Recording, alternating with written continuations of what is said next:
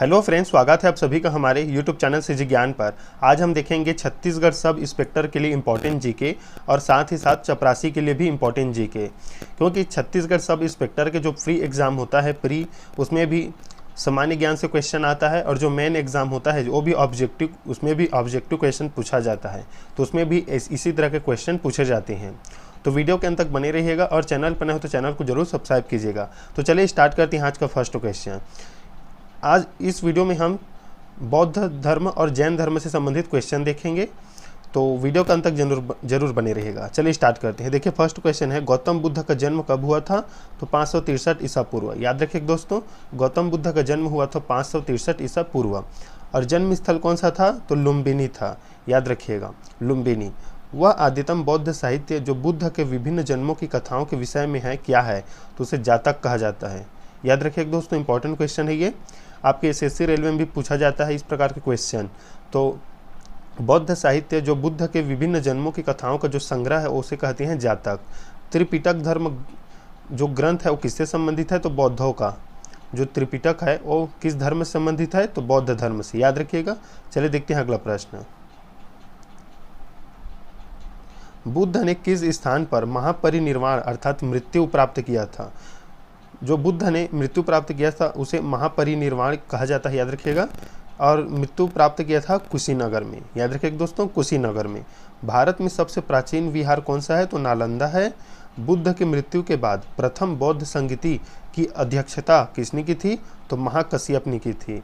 याद रखिएगा, बुद्ध की मृत्यु के बाद प्रथम बौद्ध संगीति की अध्यक्षता महाकश्यप ने की थी। नागार्जुन कौन थे? तो बौद्ध दार्शनिक थे। याद रखिएगा, नागार्जुन कौन थे? तो बौद्ध दार्शनिक थे।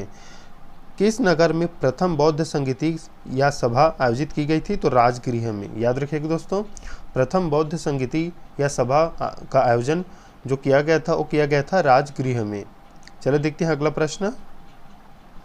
ये सभी क्वेश्चन आपके लिए इंपॉर्टेंट रहेगा।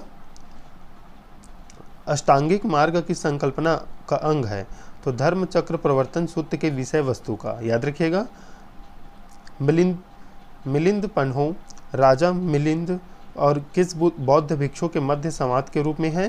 तो नागसेन। याद रखिएगा दोस्तों, नागसेन। देखिए अगला प्रश्न है, महायान बौद्ध धर्म में बोधिसत्व और लोकितेश्वर को और किस अन्य नाम से जाना जाता है? तो पद्यपाणी। याद रखिएगा, पद्यपाणी। बौद्ध धर्म तथा जैन धर्म दोनों ही विश्वास करते थे कर्म के सिद्धांत पर और पुनर्जन्म के सिद्धांत पर।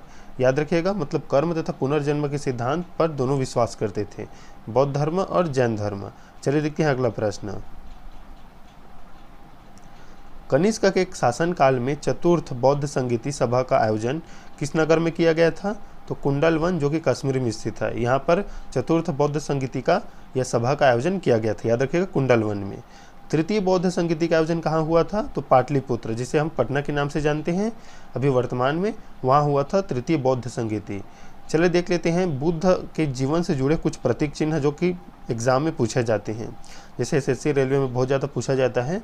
देखिए इसमें पूछा गया है या बताया गया है, जो हाथी है वो बुद्ध के गर्भ में आने का प्रतीक है। बुद्ध के गर्भ में आने के प्रतीक को जो चिन्ह है, प्रतीक चिन्ह, वो हाथी है। कमल जो है जन्म का प्रतीक है बुद्ध के। सांड यौवन का प्रतीक है। घोड़ा गृह त्याग का प्रतीक है। पीपल ज्ञान का प्रतीक है। शेर समृद्धि का प्रतीक है। पद चिन्ह निर्वाण का प्रतीक है। याद रखिए दोस्तों, स्क्रीनशॉट ले लीजिए, इसका इंपॉर्टेंट क्वेश्चन है ये। पद चिन्ह जो निर्वाण का प्रतीक है और स्तूप जो है मृत्यु का प्रतीक है। बुद्ध से संबंधित ये जो चिन्ह है, प्रतीक चिन्ह, याद रखिएगा, इससे जो क्वेश्चन बनता है। देखिए अगला प्रश्न है, गौतम बुद्ध का गुरु कौन था? तो अलार कलाम था। याद रखिएगा दोस्तों, गौतम बुद्ध के गुरु का नाम भी पूछा जाता है, तो याद रखिएगा उनके गुरु का नाम था अलार कलाम। चलिए देखते हैं अगला प्रश्न। बुद्ध में वैराग्य भावना किन 4 दृश्यों के कारण बलवती हुई थी? मतलब बुद्ध में वैराग्य भावना किन 4 कारणों से आया था? तो बूढ़ा, रोगी और लाश और सन्यासी को देखकर उन्होंने वैराग्य भावना की धारण की थी और चले गए थे तपस्या करने। पीपल के नीचे, पेड़ के नीचे उन्हें तपस्या किया और उन्हें ज्ञान की प्राप्ति हुई थी। तो जब उन्होंने देखा बूढ़ा, रोगी, लाश और सन्यासी, तब उन्हें वैराग्य की भावना उनमें जागृत हुई। याद रखिएगा। बुद्ध ने सर्वाधिक उपदेश कहाँ दिए? तो श्रावस्ती में।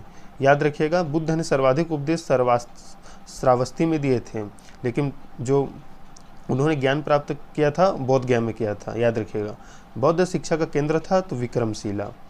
भारत में सबसे बड़ा बौद्ध स्तूप कहाँ स्थित है? तो सांची में। याद रखिएगा, सांची में। भारत में सबसे बड़ा बौद्ध स्तूप स्थित है सांची में। किस शासक ने बौद्धों के लिए विख्यात विक्रमशिला विश्वविद्यालय की स्थापना की थी? तो धर्मपाल ने की थी। बौद्धों के लिए विख्यात विक्रमशिला विश्वविद्यालय की स्थापना धर्मपाल ने की थी। याद रखिएगा। चलिए देखते हैं अगला प्रश्न। देखिए अगला प्रश्न है, किसके द्वारा तृतीय बौद्ध संगीति को संरक्षण प्रदान किया गया था? तो अशोक के द्वारा, सम्राट अशोक के द्वारा। बौद्ध ग्रंथ पिटकों की रचना किस भाषा में की गई थी? ये इंपॉर्टेंट क्वेश्चन है दोस्तों। तो पाली में की गई थी। याद रखिएगा, बौद्ध ग्रंथ जिन्हें पिटकों को बोला जाता है उनकी रचना किस भाषा में की गई थी? तो पाली में।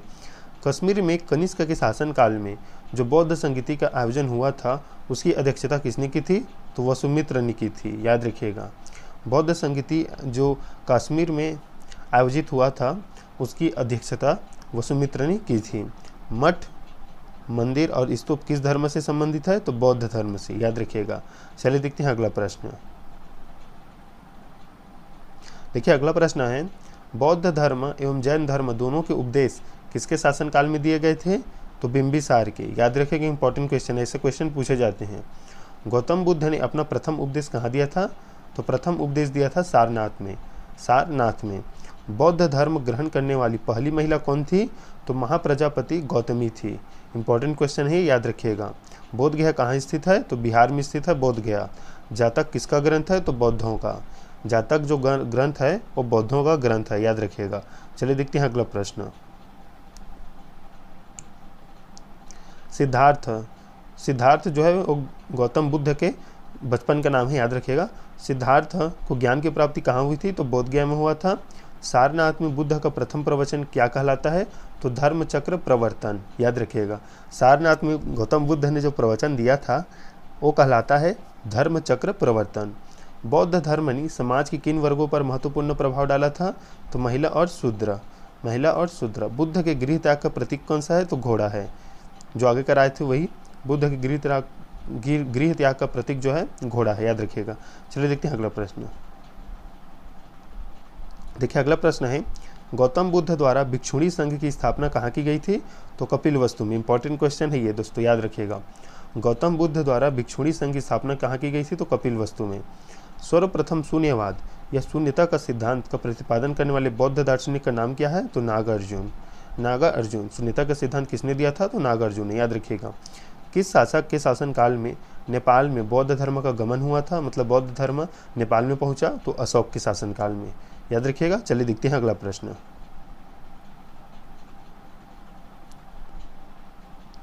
सांची क्यों विख्यात है? तो सबसे बड़ा बौद्ध स्तूप वही है, सांची में। याद रखिएगा। किस भाषा का ज्यादा प्रयोग बौद्धवाद के प्रचार के लिए किया गया था? तो पाली। याद रखिएगा, पाली। बुद्ध ने सर्वाधिक उपदेश दिए थे, कहाँ दिए थे? तो श्रावस्ती में। बुद्ध ने सर्वाधिक उपदेश दिए थे श्रावस्ती में और प्रथम उपदेश सारनाथ में। याद रखिएगा। महावीर का जन्म किस क्षत्रिय गोत्र में हुआ था? महावीर का जन्म किस क्षत्रिय गोत्र में हुआ था? तो जांत्रिक। याद रखिएगा। अब ये महावीर स्वामी के आ गए जैन धर्म से। महावीर की माता कौन थी? तो त्रिशला थी। याद रखिएगा दोस्तों, त्रिशला।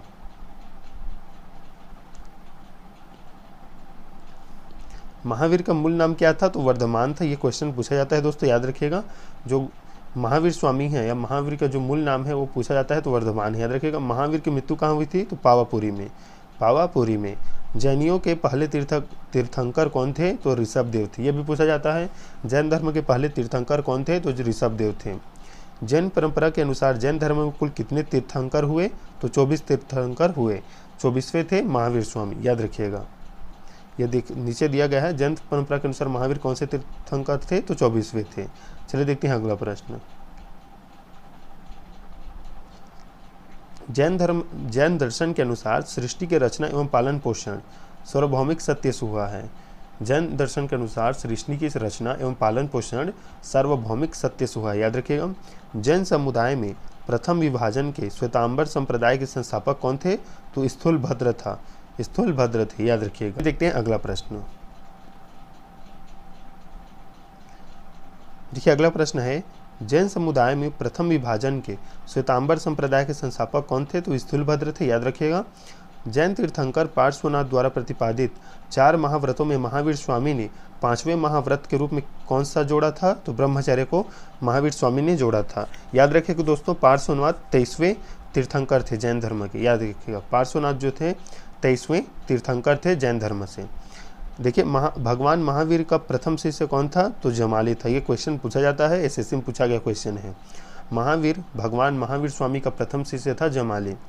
त्रिरत्न सिद्धांत, सम्यक धारणा, सम्यक चरित्र, सम्यक ज्ञान किस धर्म की महिमा है? तो जैन धर्म की, याद रखिएगा दोस्तों, जैन धर्म की। चलिए देखते हैं अगला प्रश्न। दिलवाड़ा के जैन मंदिरों का निर्माण किसने करवाया था? तो चालुक्यों या सोलंकियों ने, याद रखिएगा। दिलवाड़ा के जैन मंदिरों का निर्माण कराया था चालुक्यों ने। स्यादवाद सिद्धांत है तो जैन धर्म का, स्यादवाद जो सिद्धांत है, याद रखिएगा दोस्तों, जैन धर्म का ये सिद्धांत है। चलिए देखते हैं अगला प्रश्न। कौन सबसे पूर्वकालिक जैन ग्रंथ कहलाता है? तो 14 पूर्व, याद रखिएगा। जैन साहित्य को क्या कहा जाता है? तो आगम कहा जाता है। जैन साहित्य को किस नाम से जाना जाता है? तो आगम। जैन ग्रंथ कल्पसूत्र के रचयिता कौन है? तो भद्रबाहु है, याद रखिएगा। इंपॉर्टेंट क्वेश्चन है, इसे में पूछा गया भी क्वेश्चन है ये भी। जैन ग्रंथ कल्पसूत्र के रचयिता कौन है? तो भद्रबाहु। अनेकांतवाद किसका क्रोड़ या केंद्रीय सिद्धांत एवं दर्शन है? तो जैन मतों का, जैन मत का, याद रखिएगा। चलिए देखते हैं अगला प्रश्न। महान धार्मिक घटना महामस्तकाभिषेक किससे संबंधित है और किसके लिए की जाती है ये? तो बाहुबली के लिए, याद रखिएगा। प्रथम जैन महासभा का आयोजन कहाँ हुआ था? तो पाटलिपुत्र पटना में। द्वितीय जैन महासभा का आयोजन कहाँ हुआ था? तो वल्लभी में। ये दोनों क्वेश्चन जो है इंपॉर्टेंट है, ये जैन धर्म से संबंधित है। प्रथम जैन सभा हुआ था महासभा पाटलिपुत्र में और द्वितीय हुआ था वल्लभी में, याद रखिएगा। जैन साहित्य का संकलन किस भाषा व लिपि में है? तो प्राकृत व अर्धमागधी में, याद रखिएगा दोस्तों।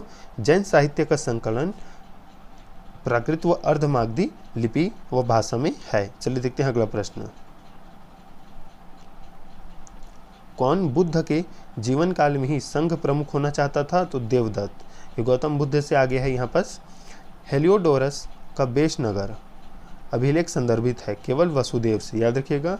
आजीवक संप्रदाय के संस्थापक कौन थे? इंपॉर्टेंट क्वेश्चन है ये। तो मक्खली गोसाल थे, इंपॉर्टेंट क्वेश्चन है, याद रखिएगा।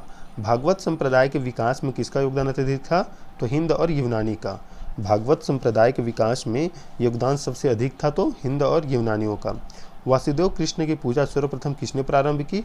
तो सातवतों ने, याद रखिएगा, सातवतों ने। वासुदेव कृष्ण की पूजा प्रारंभ की सातवतों ने। चलिए देखते हैं अगला प्रश्न। प्राचीनतम विश्वविद्यालय कौन सा था? तो नालंदा है। बुद्ध ने सर्वाधिक उपदेश दिए थे श्रावस्ती में। महावीर के जन्म किस क्षत्रिय में हुआ था? तो जांत्रिक में। महावीर की माता कौन थी? तो त्रिशला में। ये दोस्तों ये रिपीट हो गया क्वेश्चन। महावीर का मूल नाम था वर्धमान। चलिए देखते हैं अगला प्रश्न। जैनियों के पहले तीर्थकर थे ऋषभदेव। महावीर थे 24वें, याद रखिएगा। जैन धर्म की सृष्टि की रचना में पालन पोषण सार्वभौमिक सत्य से हुआ है।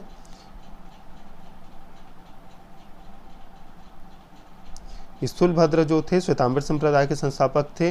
5 महाव्रतों में ब्रह्मचर्य को गौतम बुद्ध ने जोड़ा था। जमाली जो है भगवान महावीर के प्रथम शिष्य थे।